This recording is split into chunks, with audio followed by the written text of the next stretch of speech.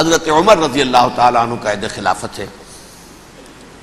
بیت المقدس کا محاصرہ کیا گیا، فصیل بڑی اونچی، شہر اندر سے سیلف سفیشینٹ، حملے کا راستہ کوئی نہیں، محاصرہ طول کھینچ رہا ہے لیکن ان کے پاس رسد بھی موجود ہے، پانی بھی موجود ہے، وہ دروازے بند کر کے بیٹھے ہوئے. بالآخر اللہ تعالیٰ کی مشیت کا ظہور کیسے ہوا؟ ان کے کچھ علماء آئے فصیل پر، کہا دیکھو مسلمانوں، تم قیامت تک بھی یہاں پڑے رہو گے محاصرہ کر کے، ہمارا یہ شہر فتح نہیں ہوگا. ہاں ایک درویش بادشاہ کے ہاتھوں یہ شہر فتح ہونا ہے، لیکن تمہارے اندر ہمیں وہ نظر نہیں آ رہا. ابو عبیدہ بن الجراح رضی اللہ تعالی عنہ امین هذه الامہ، ان کا فوراً ذہن گیا وہ درویش بادشاہ مدینے میں بیٹھا ہوا ہے عمر رضی اللہ تعالی. اب ایک اور عمر بھی ہے جو قندھار میں بیٹھا ہے، نقشہ وہی ہے، سادگی کی حد تک نقشہ وہی، بالکل وہی، اپنی آنکھوں سے دیکھا ہے وہی سادگی. عمر اول عمر ثانی تھے عمر بن عبد العزیز. اب ایک اللہ کے فضل سے اللہ تعالیٰ ایدہ اللہ بنصرتہ، اللہ تعالیٰ ان کی نصرت فرمائے، دشمنوں کو ان کے مقابلے میں نیست و نابود کرے. انہوں نے ریکویسٹ بھیج دی کہ حضور تشریف لائیے، یہ شہر فتح ہو جائے گا.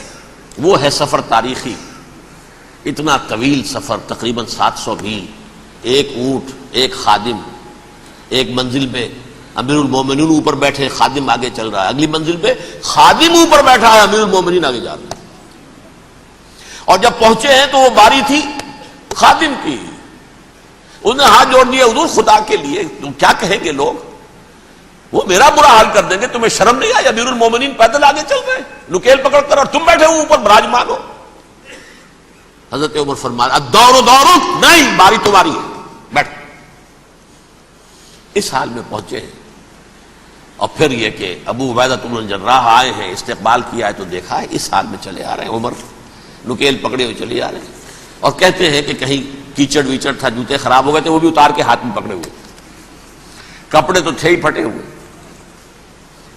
انہوں نے کہا کہ حضرت ابو عبیدہ نے، دیکھیے یہ بڑا متمدن ملک ہے، بڑا مہذب علاقہ ہے یہ، آپ ذرا حلیہ اپنا دوست فرما لیں تب جا کے پیش ہم آپ کو کریں گے. آپ نے فرمایا نحن قوم اعزنا اللہ بالاسلام، ہم وہ قوم ہیں جنہیں اللہ نے عزت دی ہے اسلام کے ذریعے سے، کپڑوں کے ذریعے سے نہیں، دولت کے ذریعے سے نہیں. اسی حال میں گئے ہیں. اوپر سے انہوں نے کھڑے ہو کر نشانیاں دیکھی ہیں، اپنی کتابیں کھولی، ہاں یہ وہی ہے. اچھا لو جی سرنڈر، شہر تمہارے ہاتھ میں. خون کا ایک قطرہ نہیں بہا اور بیت المقدس فتح ہو گیا.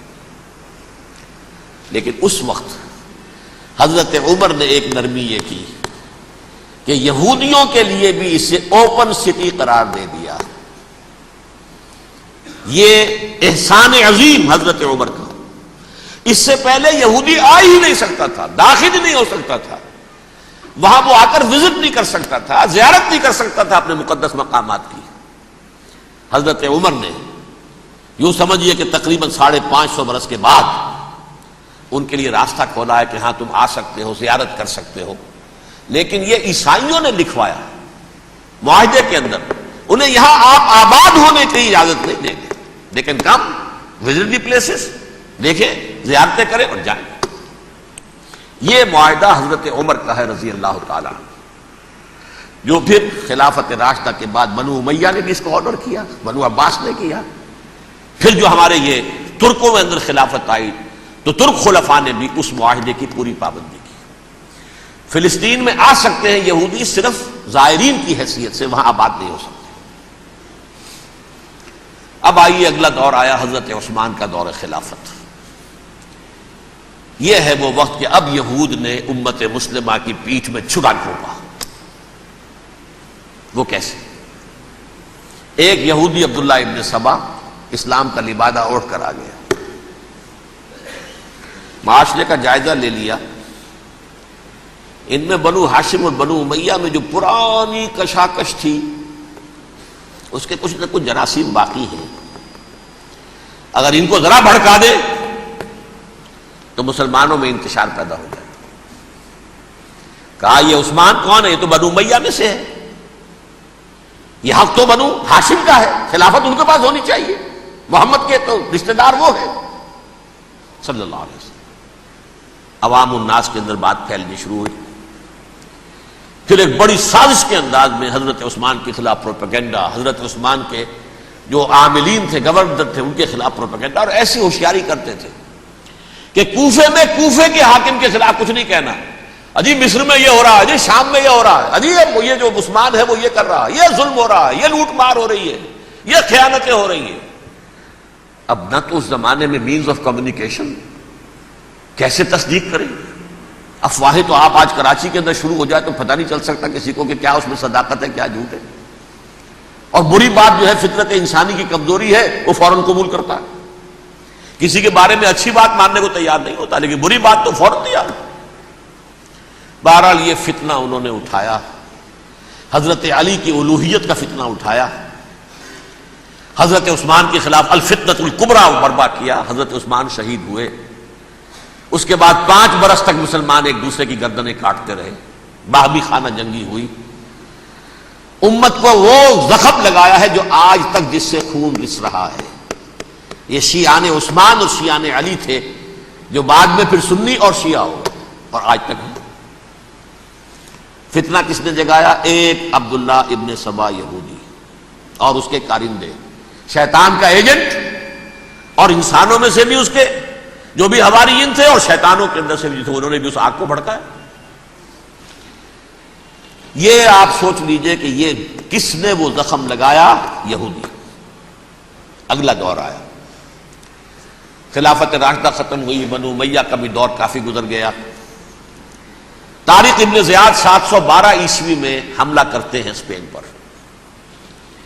اسپین اس وقت عیسائیت کا بہت بڑا گڑھ، بڑے کٹر ترین عیسائی جو ہے وہ اسپین میں تھے، لہذا یہودیوں کی وہاں بہت پٹائی ہوتی تھی، بہت پٹائی ہوتی، یہ میں بتا چکا ہوں، دشمنی تھی ان کی تو چلی آ رہی تھی، عیسائیوں کے ہاتھوں یہودیوں کی، وہ تو سن 300 عیسوی سے ایمپرر کانسٹنٹائن کے بعد سے شروع ہو گئی تھی۔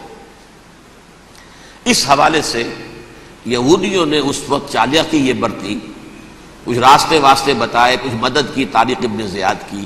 طارق ابن زیاد نے انہیں اپنا محسن سمجھا، ہسپانیہ فتح ہو گیا تو یہودی چونکہ محسنین کی فہرست میں آ چکے تھے، انہیں بہت اقتدار نصیب ہوا، بڑی سپورٹ مسلمانوں نے دی۔ ان کے بڑے بڑے علماء جو اسی دور کے اندر پیدا ہوئے، بڑے بڑے تھنکرز ان کے اسی دور میں پیدا ہوئے۔ بن گوریون جو کہ ایک وزیر اعظم تھا اسرائیل کا، اس نے یہ لکھا اپنی کتاب میں، Muslim Spain was the golden era of over diaspora. وہ ڈائسپورا جو 70 عیسوی سے شروع ہوا تھا اور 1917 عیسوی تک جاری رہا ہے، اس میں سے گولڈن ایرا ہمارا جو تھا وہ مسلم اسپین تھا، ہسپانیہ میں بیٹھ کر ہم نے عیش کیے۔